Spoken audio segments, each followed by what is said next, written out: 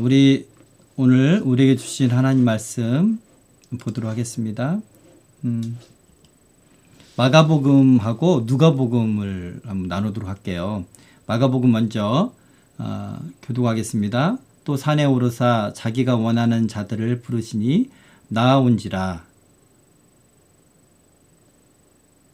이에 열두를 세우셨으니 이는 자기와 함께 있게 하시고 또 보내사 전도도 하며 귀신을 내쫓는 권능도 가지게 하려 하심이로라. 이르시되 인자가 많은 고난을 받고 장로들과 대제사장들과 서기관들에게 버림받으어 죽임을 당하고 제3일에 살아나야 하리라 하시고 또 무리에게 이르시되 아무든지 나를 따라오려거든 자기를 부인하고 날마다 제 십자가를 지고 나를 따를 것이니라.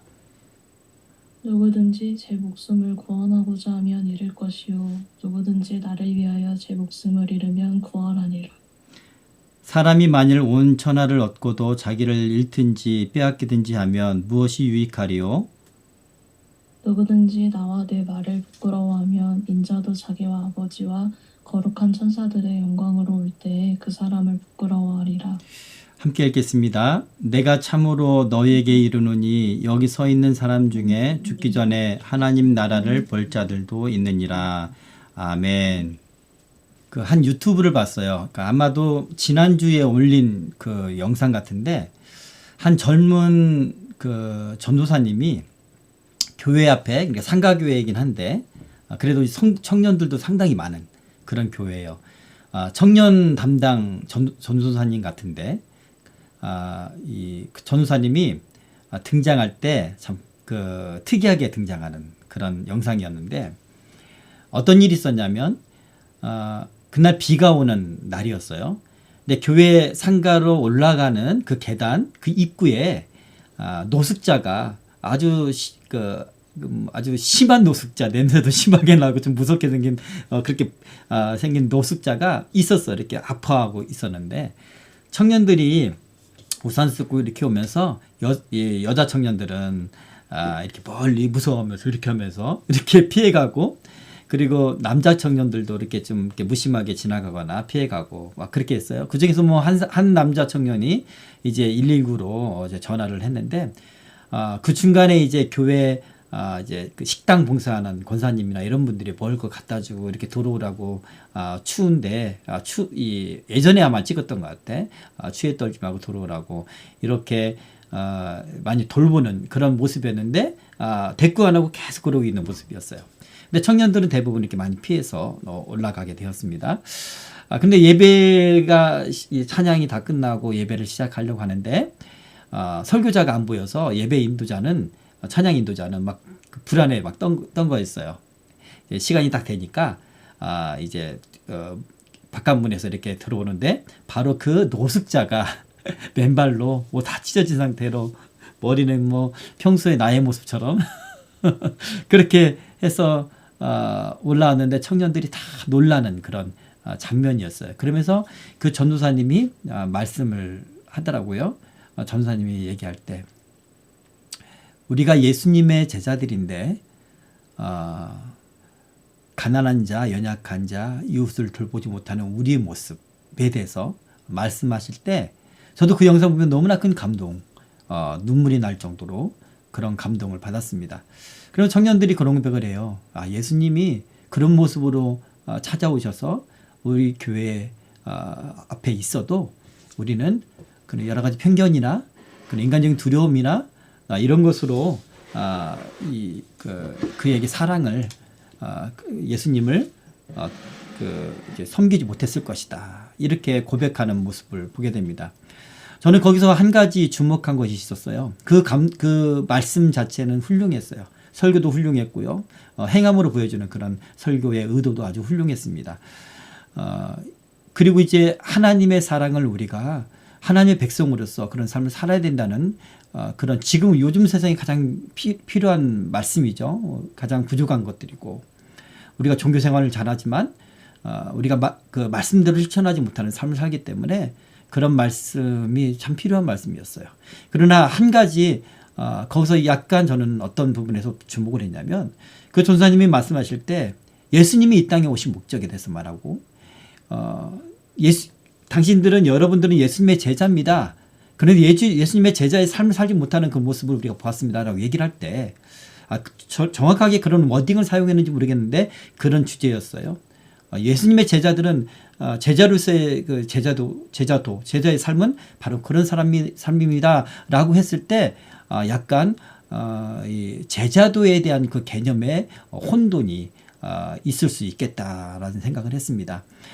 여기서 얘기하고 싶은 건 뭐냐면 우리가 하나님의 백성으로서의 삶과 예수님이 제자를 부르셨던 그 목적, 그리고 예수님의 길을 따르라고 했던 그 길, 그게 제자도인데 그것과는 구분이 돼야 된다라는 겁니다. 당연히 우리 출애굽기에서 율법을 배우잖아요. 율법에 있는 율법 뒤에 있는 모든 율법 정신은 하나님 사랑과 이웃 사랑이에요. 그런 삶은 하나님의 백성은 당연히 살아야 됩니다. 그렇게 살지 못하면 하나님께 심판을 받고 또 하나님과 함께 책망을 받게 돼요. 당연히 우리는 그런 삶을 살아야 돼요. 못 살아서 문제이죠. 그런데 오늘날 많은 메시지 가운데 그런 삶을 강조를 하다 보니까, 그러니까 성도의 삶을 강조하다 보니까 모든 기독교적인 중요한 가치를 전부 그렇게 좀 더 포괄적으로 확장시켜서 그렇게 의미를 부여하는 것을 많이 보게 됩니다.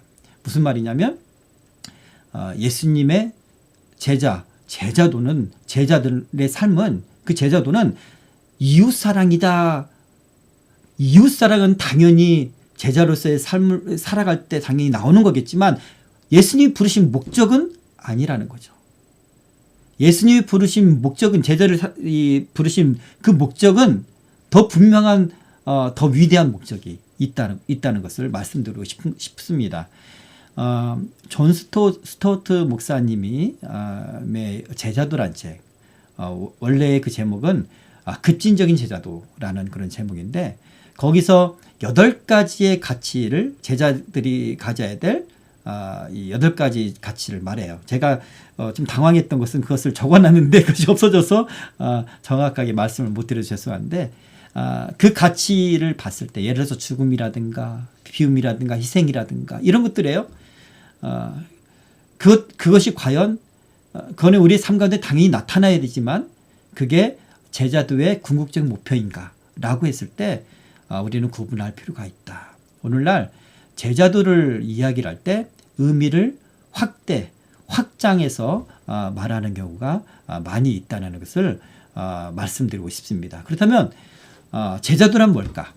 제가 여기 그 인터넷에 찾아봤던 것을 보니까 지식백과에는 이런 정의가 되어 있어요. 스승이신 예수 그리스도의 제자로서 성도가 추구해야 될 가치 및 삶의 자세 그리고 그 내용이다. 이렇게 말합니다. 그러니까 스승의 삶을 보고 스승이 강조하는 그것에 대한 그 가치를 살아가는 것. 이게 제자도라고 이렇게 어떤 가치에 초점을 맞췄어요. 삶의 자세, 태도 이것에 초점을 맞춰서 이야기를 합니다. 그래서 좀 어떤 사람은 그 제자도를 얘기를 할 때 예수님처럼 성화를 해야 된다. 또 예수님이 하늘 보좌를 버리고 인간의 몸을 입은 그 인카네이션, 그 자기 비움을 본받아서 우리도 비워야 된다. 또 예수님이 때로는 머리 둘 곳도 없이 다니셨잖아요. 인자는 머리 둘 곳도 없다라고 말씀하셨던 것을 기억하며 우리는 가난한 삶을 살아야 된다. 또 그건 정확하지 않아요? 예수님도 가버나움에서 전도하실 때 사람들이 다 이렇게 그 수용할 수 있을 정도의 그런 집에서 사셨어요. 전도하실 때 전도를 하니 복음을 전하시기 위해서 때로는 굶주리시기도 하고 때로는 주무실 곳도 없고 그런 상황이었던 거죠. 그러나 우리는 다른 가치관으로 그것을 확대시켜서 가난함, 자기 비움, 그리고 희생. 그 희생도 복음을 위한 십자가 희생이라고 말하기보다는 우리가 나의 삶을 희생하고 어떤 그 사회를 위해서 세상을 위해서 이런 삶을 살아야 된다. 이렇게 의미를 확장시킨다는 거죠. 네. 이것이 디사이플십, 그러니까 제자도라 이렇게 말합니다. 그래서 저는 오늘 제목을 제자도가 아닌 제자의 길이다. 그것을 따르자라고 얘기를 했어요. 그렇게 말씀드립니다. 어떤 그런 확장된 우리가 다른 가치관을 더 포함시켜서 확장된 그런 제자도가 아니라 예수님께서 본래 우리를 제자들을 부르신 원래의 목적, 궁극적인 그 목적을 이루는 그런 제자의 길을 살아야 된다라고 말씀드리기 위해서 제목을 제자도가 아닌 제자의 길이다 이렇게 제목을 지었습니다. 오늘은 우리가 지난주에 이 말씀에 의해서 누가복음을 계속해서 가고 있는데 누가복음 6장에 예수님이 12 제자를 이제 택하시는 그런 장면이 나옵니다. 장면이 나오는데 오늘은 특별히 마가복음, 마태복음, 마가복음 또 이제 누가복음에 나오는데 마가복음 본문 말씀을 우리가 함께 읽었습니다. 마가복음에 말씀 보면 3장 또 산에 오르사 자기가 원하는 자들을 부르시니 나온지라 이에 12를 세우셨으니 이는 자기와 함께 있게 하시고 또 보내사 전도도 하며 귀신을 내쫓는 권능도 가지게 하려 하심이라. 예수님을 따르는 많은 사람들이 있었습니다. 예수님 믿는 사람들도 있었고요. 그렇죠? 그러나 예수님을 그렇게 말씀을 듣고 예수님 믿고 따라하는 사람도 있었지만 예수님은 특별히 어떤 사명을 주기 위해서 예수님이 하셨던 그 일을 똑같이 하게 하기 위해서 제자를 세우셨다는 거예요. 그 12명의 제자였죠. 그리고 나서 제자를 무엇하라고 세우셨나요? 그 목적이 분명하게 명시적으로 기록되어 있죠. 제자를 부르셨는데 자기와 함께 있게 하려고. 이게 첫 번째예요. 두 번째는 전도하게 하기 위해서. 세 번째는 귀신 내어 쫓는 권능도 가지게 하려 함이라. 이 세 가지입니다. 여기에 예수님의 제자도가 다 있어요. 예수님이 제자를 택하신 목적이 분명하게 나와 있다는 거예요. 첫 번째, 자기와 함께 있게 하시려고. 제자는요, 스승의 가르침을 배우고 깨닫고 그리고 그 스승을 가르침대로 따르는 것이 제자잖아요.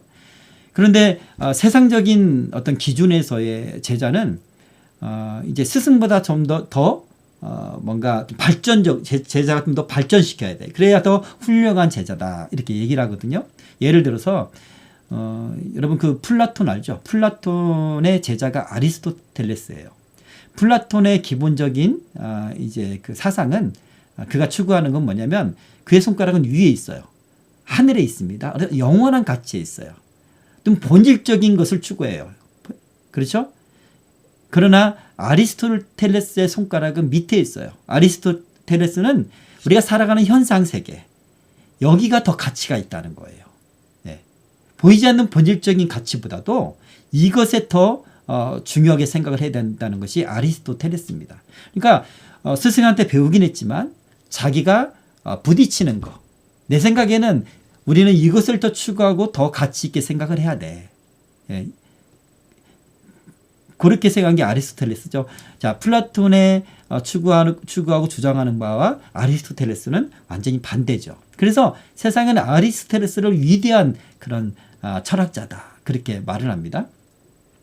더 스승의 플라톤의 어떤 이념이나 이데아 이론도 아주 가치가 있는 거지만 아리스토텔레스의 그 사상도 아주 가치 있고 또 인간 사회의 어떤 사상적인 발전을 이루었기 때문에 더 위대하다 이렇게 말을 해요. 이렇게 플라톤의 사상과 아리스토텔레스의 이 두 가지 양대 사상이 오늘날까지도 영향을 미치고 있거든요.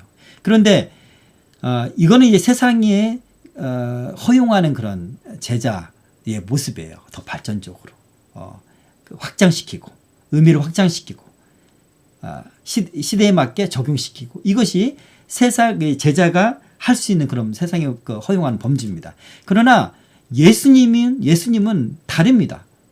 플라톤은 진리를 가진 사람이 아니었어요. 플라톤은 하나님이 아니었어요. 그의 사상과 이론은 한계가 있겠죠. 그렇죠? 그렇기 때문에 수정할 수도 있고 또 의미를 확장시킬 수 있습니다. 그러나 예수님은 하나님이셔요. 그분이 진리셔요. 그분이 말씀하시고 그분이 목표하고 그분이 주장하고 그분이 강조한 것이 전부예요. 그것이 지금껏 시대가 아무리 변해도 푸른 마르고 꽃은 시들지만 하나님의 말씀은 영원히 변함이 없어야 돼요. 예수님께서 제자들을 택하신 그 목적은 예수님 시대나 지금이나 동일하다는 거예요. 그러므로 저와 여러분이 예수님의 제자로 택함 받았다면 우리가 그 예수님이 택하신 목적대로 살아야 된다. 예수님 따른 사람들이 많이 있었습니다. 예수님 단순히 믿는 사람, 그냥 따르는 사람, 은혜를 받는 사람이 있었지만 특별히 제자로 택하신 사람이 있습니다. 그리고 주님은 그들과 늘 함께 하셨어요. 주님의 마음을 공유하시고 주님의 그 시선을 같이 보게 하시고 그리고 그들이 요구하셨죠. 내가 갔던 십자가의 길을 좁은 길을 너희도 걸어라. 그렇지 않으면 내게 합당하지 않다. 예수님의 제자로서 합당하지 않다는 뜻이죠. 그죠? 적어도 저와 여러분은 그 예수님의 제자임을 믿습니다. 아멘. 그리고 그만한 영광을 그만한 가치 있는 삶을 이 땅에서 우리가 제자들이 살았다는 것을 우리가 알 수가 있어요.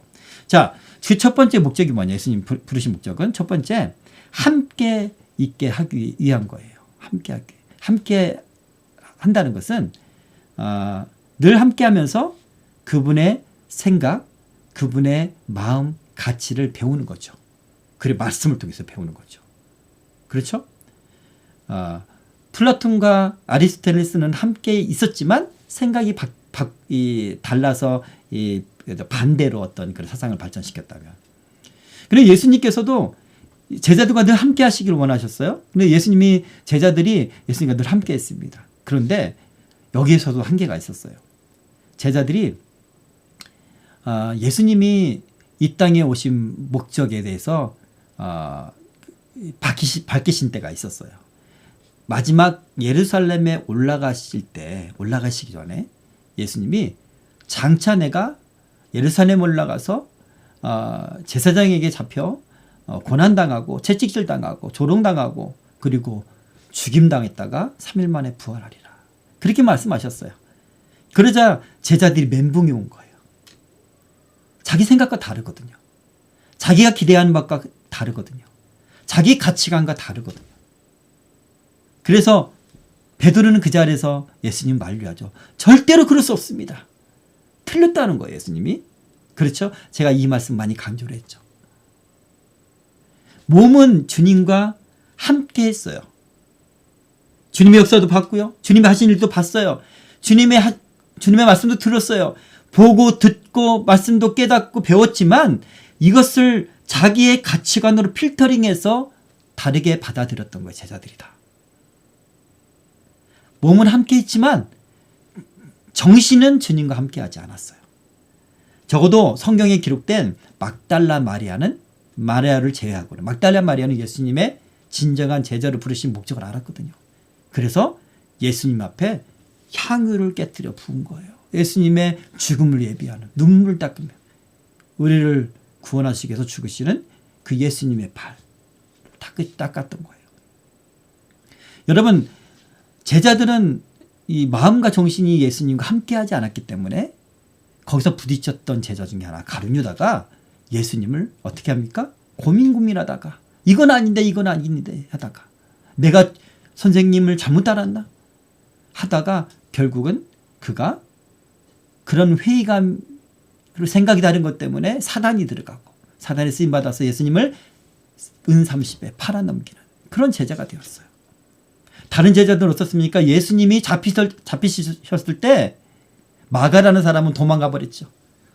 딱 잡았는데 옷이 다 훌러덩 벗겨진 상태로 알몸으로 도망가 버렸어요. 다른 제자들 다 흩어졌습니다. 이건 아닌데 죽으시다니 이 땅에서 메시아로 왕이 되셔서 우리를 구원하셔야지. 그게 제자들의 가치관이었죠. 몸은 함께했지만 말씀을 들었지만 그리고 그분의 능력 하나님의 아들로서의 능력도 받고 치유의 능력도 받지만 그리고 그 제자들도 행했어요. 전도도 하면서 하나님이 오셨다. 하나님 나라가 왔다. 그리고 이 귀신도 내어쫓고 그리고 연약 병자들도 치유했습니다. 전도할 때. 그런데 그런 능력이 있었지만 예수님과 정신을 공유하지 못했습니다. 언제 제자들이 바뀌었을까요? 그것은 예수님이 승천하시고 오순절날 성령으로 내려오셔서 집단이 아니라 각 사람마다 성령이 임하셨어요. 불의 혀같이 임하셨어요. 강한 바람이 불면서 임하셨어요. 그랬을 때 성령이 임하면요, 가치관이 바뀌어요. 마음의 중심이 바뀌어요. 세상을 바라보는 세계관이 바뀌어요. 어떻게 바뀝니까? 하나님의 마음으로 바뀌는 거예요. 다른 것을 추구하지 않아요. 하나님이 원하시고 바라시는 것을 추구해요. 그래서 제자들이 어떻게 변했습니까? 각기 흩어져서 전도를 하는 거예요. 복음을 전하는 거예요. 그 오순절 다락방에서 튀쳐나와서 사람들이 웅성웅성하니까 그 명절 때 다 예루살렘에 모여있는 그 디아스포라 유대인들이 다 모여있는 것 가운데 베드로가 두려워하지 아니하고 예수님을 죽였던 그들에게 설교를 하잖아요. 복음을 전하잖아요. 예수님이 누군지 증거를 하잖아요. 그랬을 때 성령의 역사에서 회심하는 역사가 있었다는 것을 우리가 성경을 통해서 확인할 수가 있습니다. 자, 오늘날에도 주님께서는 그렇게 성령으로 우리와 함께 하셔요. 여러분, 제자들이 갖춰야 될 첫 번째 조건, 그것은 예수님과 함께 하는 거예요. 그리고 그 예수님께서 함께 하시는 그 목적은 예수님의 그 십자가의 그 의미, 예수님이 이 땅에 오신 그 의미를 그대로 제자들이 이해하고 그대로 그 사역을 하게 하시기 위해서 함께 하셨다라는 것입니다. 오늘날에도 많은 사람들이 예수님의 제자라고 그래요. 그런데 예수님이 정말 원하시는 그런 사역이 아닌 다른 사역에 치중하는 것이 많습니다. 의미를 확장시켜서 복음의 의미를 확장시키고 그리고 제자도의 의미를 확장시켜서 보다 더 세상 사람들도 듣기에 좋은 고상한 가치로 그렇게 확장시키는 그런 일들을 많이 보게 됩니다. 자, 두 번째, 예수님이 제자들에게 이제 자기와 함께 있게 하시고 또 보내사 전도도 하며, 제자를 부르신 목적은 전도하기 위한 겁니다. 이것이 궁극적인 목적이에요. 전도하기. 이 전도는 무엇입니까? 바로 복음 전도예요. 예수 그리스도께서, 하나님께서 이 땅에 오셔서 하나님 나라가 이루어졌다. 죄의 문제가 해결됐다. 그래서 그 죄의 문제가 해결되고 우리 죄를 그를 믿음으로 우리의 모든 것이 용서를 받았기 때문에, 해결됐기 때문에 성령의 권능으로 모든 억압과 영적 억압과 또 육신적인 억압에서 해방될 수 있었던 있었던 것입니다. 그렇죠? 복음전도에서 이 하나님의 그 세상 사람들의 영혼을 살리는 것, 이것이 예수님이 이 땅에 오신 가장 큰 목적이죠.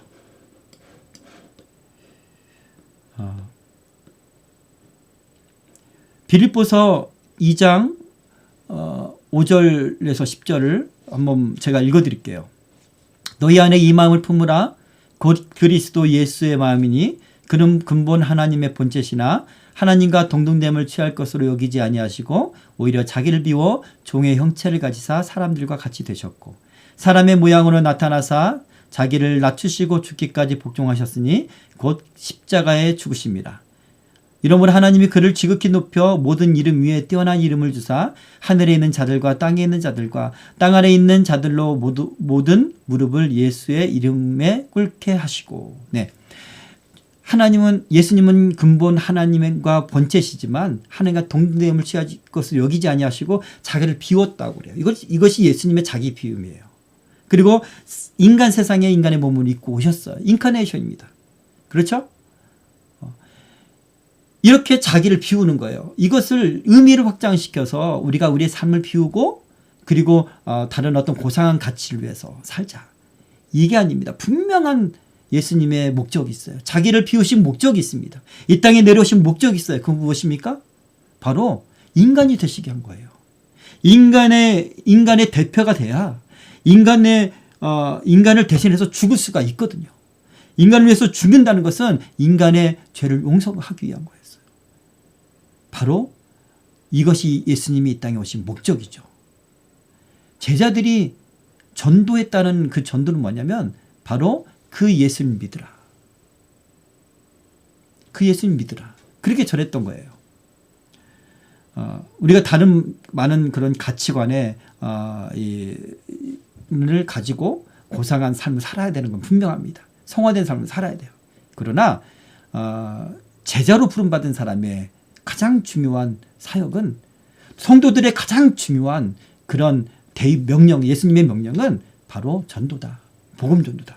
이것을 꼭 기억했으면 좋겠습니다. 세 번째, 그러면 예수님께서 또 무엇을 하셨느냐면 그들에게 귀신을 내쫓는 권능을 주셨다. 이렇게 말씀하십니다. 전도하면서 그런 일들이 나타나는 거죠. 제자들을 2명씩 따로 세우셔서 2명씩 세우셔서 전도를 내어보내시죠. 그리고 권능을 또 주셔요. 그리고 제자들은 복음을 전할 때 어떤 일이 나타나냐면 귀신이 달아나고, 그리고 모든 연약한 자, 병든 자를 낫게 하는 그런 역사가 있었습니다. 이것은 예수님께서 주신 거예요. 복음을 전도할 때, 순수한 복음을 전할 때 이런 일들이 나타난다는 거죠. 오늘날 우리 기독교에서 많이 잃어버린 그런 것들이 바로 이런 성령의 능력들이에요. 성령의 권능들이에요. 그렇지만 오늘날에도요, 이런 기적들은 많이 나타납니다. 선교지마다 많이 나타나요. 그래서 선교지마다 다 나타나는 게 아니에요. 선교사님들이 각 나라마다 각 이 지역마다 대륙마다 가시잖아요. 근데 선교가 다 똑같지 않아요. 어떤 분은 거기서 봉사를 하시고, 그것도 귀한 거예요.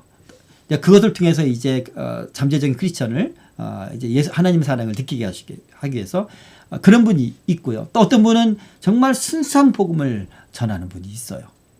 그런데 순수한 복음을 전하는 그 현장에서 성령의 권능이 나타난다는 거예요. 2000년 전에 제자들이 복음을 전할 때만 나타난 게 아닙니다. 베드로도 안진뱅이를 일으켰죠. 그리고 바울도 병든 자를 낫게 하고 죽은 자까지도 살게 했습니다. 복음을 전할 때 성령의 권능이 나타난 거예요. 그 복음의 능력이 나타나는 겁니다. 2000년 전뿐만 아니라 오늘날에도 그곳이 어디든지 순수한 복음을 전할 때 그런 일들이 나타나는 거예요. 저 중국 땅에서 윈 형제라고 있어요. 그 형제가 복음을 전할 때 처음에 이 마태복음인지 마가복음인지 복음서를 달달달 외웠습니다. 외우고 그것을 그대로 동네마다 다니면서 그대로 읽었대요. 그러자 사람들이 막 감동하고 그것 가운데서 역사들이, 성령의 기적들이 막 나타나는 거예요. 이렇게 순수한 복음을 전할 때 성령의 기적이 나타난다 라는 것을 볼 수가 있습니다. 제자들이 오순절 다락방에서 성령을 받고 나서, 그래도 이제 유대인이기 때문에 성전 예배는 계속해서 드렸잖아요. 성전으로 예배하러, 기도하러 올라갈 때 성전 미문에 앉아 있었던 걷지 못하는 사람이 있었어. 이 사람은 계속해서 항상 그곳에 앉아 있었죠. 성전 미문에 앉아 있어서 사람들이 지나갈 때마다 예배하는 사람들이 던져주는 그 동전, 그것을 바라고 앉아 있는 거예요. 왜냐하면 살 길이 없으니까. 그에게 가장 절실한 것은 그런 것들이잖아요. 그 삶을 살게 유지하게 하는 것들. 제자들이 이렇게 올라가는데 그 안진뱅이가 그 걷지 못하는 사람이 제자들을 이렇게 바라봤어요. 무엇을 주는가 보자 하고 바라봤어요. 뭔가 바라고, 뭔가를 주기를 바라고 제자들을 바라봤습니다. 그때 제자들이, 베드로와 요한이 쳐다보고 이렇게 말하죠. 은과 금은 내게 없거니와 내게 있는 것으로 내게 주노니 곧 나사렛 예수의 이름으로 일어나 걸어라. 이 제자들이 줄 수 있었던 것은 돈이 아니에요. 그의 삶의 문제를 돌보는 것, 이것이 아니었어요. 그러면 더 좋긴 하겠죠. 그러나 가장 중요하고 가장 능력 있고 가장 그의 사람에게 필요했던 것이 있었어요. 그것은 바로 예수님의 이름이었어요. 내게 있는 것으로 내게 주느니 곧 나사렛 예수 이름으로 일어나 걸으라. 여러분, 우리는 예수님의 이름을 잃어버려요. 내 안에만 갖고 있고 선교지로 세상에 나가서는 그거를 말하지 않아요. 하나님의 사랑만을 전하려고 이것이 복음전도라고 생각하고 할 때가 많이 있습니다. 그것이 중요하지 않다는 얘기가 아니에요. 그건 중요합니다. 우리의 삶이에요. 성도의 삶이에요. 우리의 책무입니다. 그러나 예수님이 제자를 세우신 목적은 복음을 전하는 거예요. 예수의 이름을 전하는 거예요. 거기에 능력이 있습니다. 거기에 생명이 있어요. 영원히 사는 문제가 있어요. 돈을 좀 더 던져주는 것, 은과 금을 주는 것, 그것보다 예수 그리스도의 이름을 주었을 때 이 사람은 어떻게 됩니까? 그 자리에 손을 잡고 이렇게 세우니까 다리에 힘이 생기고 그 자리에 일어나 뛰며 찬양하며 성전에 나아가 찬양했다는 거예요. 예수님을 믿게 된 거예요. 그 사람의 삶의 문제만 해결된 것이 아니라 그 사람의 영혼이 구원받은 거예요. 완전히 살아난 거죠. 그 사람의 삶에 있어서 가장 중요한 것, 그것은 뭐겠습니까? 걷지 못하는 사람에게 걷게 하는 거예요. 복음의 능력은 바로 이런 겁니다. 여러분, 우리가 복음을 전할 때 들어올 때가 많아요.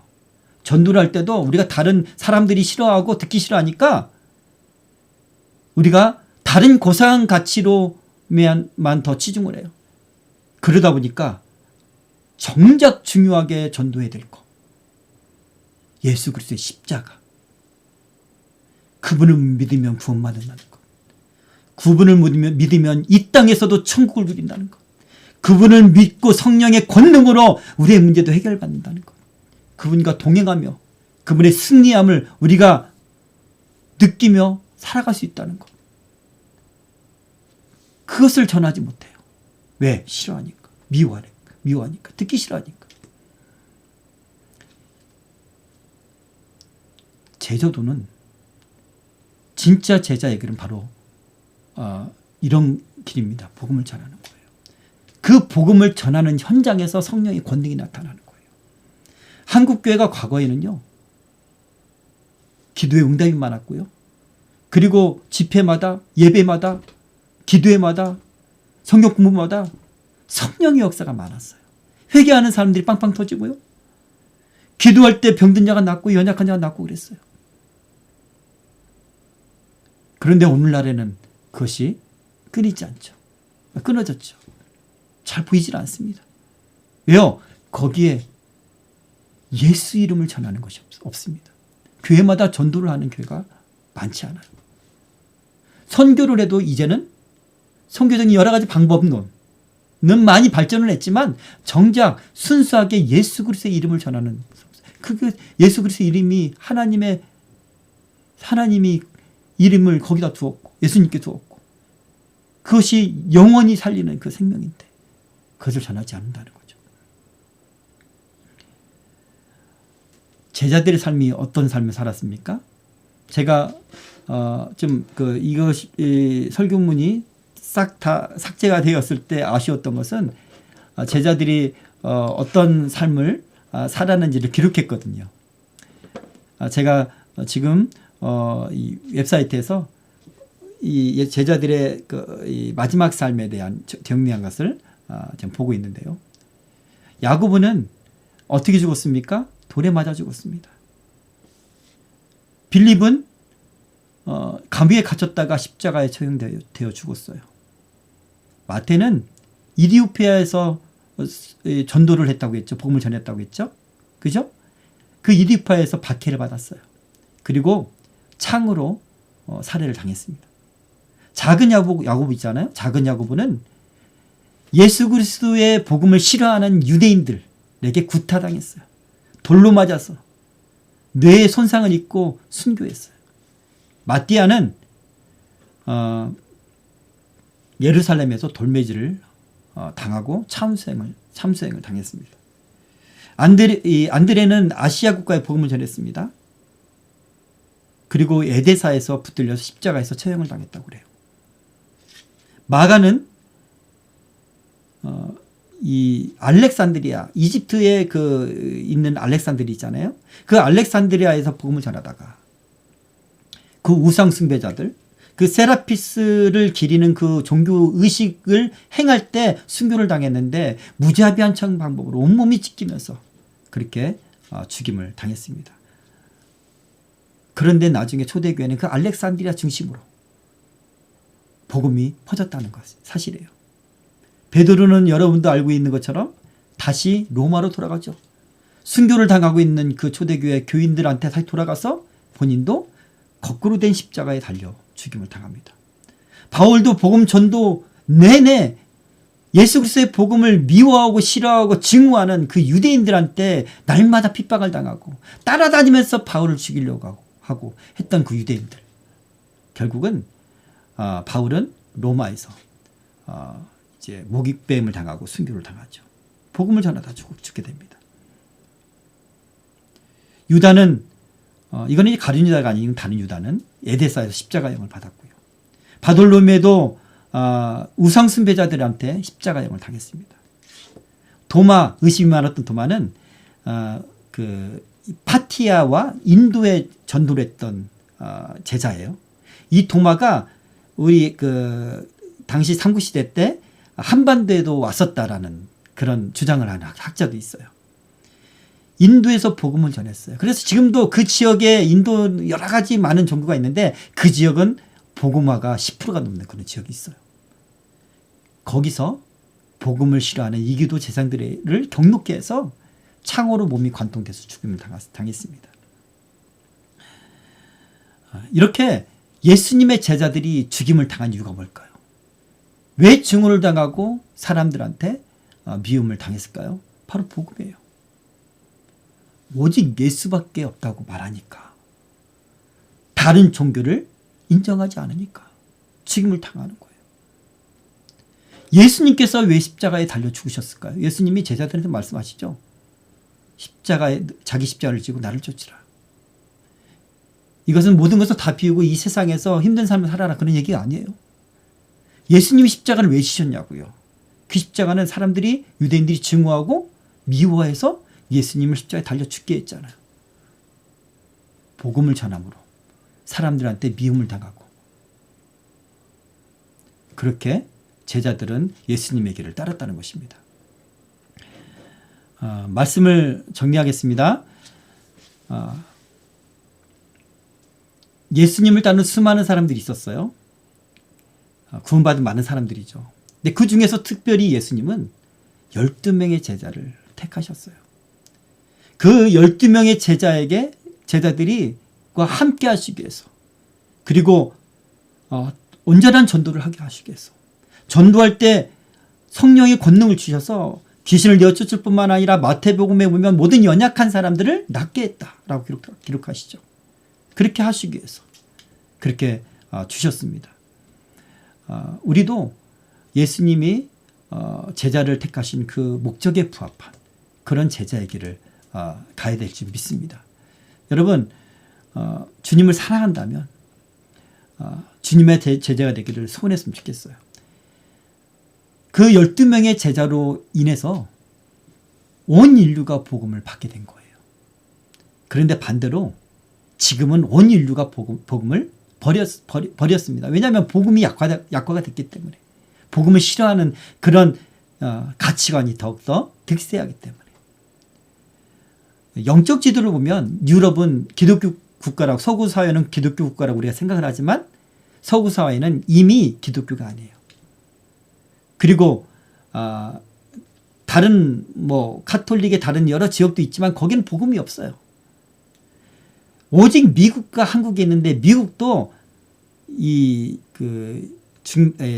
남부 지역, 일부 지역, 이 지역만 복음 위에 서 있고요. 그리고 한국이에요. 다시 오늘날에 우리가 예수님의 제자의 길을 가는 사람이 우리 한국 땅에 있었으면 좋겠습니다. 그래서 12명이 온 세상에 복음을 전하고 온 세상에 예수님의 제자로 삼았던 것처럼 저와 여러분이 그런 제자의 역할을 예수님께서 원하시는 그런 길을 갔으면 좋겠습니다. 오직 성령이 너에게 임하시면 예루살렘과 온 유대와 사마리아와 땅끝까지 이르러 내 증인이 되라. 예수님의 증인이 되라. 이것이 예수님이 승천하실 때 제자들한테 마지막으로 가장 중요한 대의 명령을 하신 거예요. 그리고 땅끝까지 모든 민족을 제자를 삼아서 주님의 말씀을 가르치고 그렇게 살도록 하는 것. 이것이 예수님이 제자들을 택하신 목적이다. 이것을 잘 기억하시고 여러분 그냥 성도, 그냥 교인이 아니라 예수님의 제자가 되십시오. 아멘.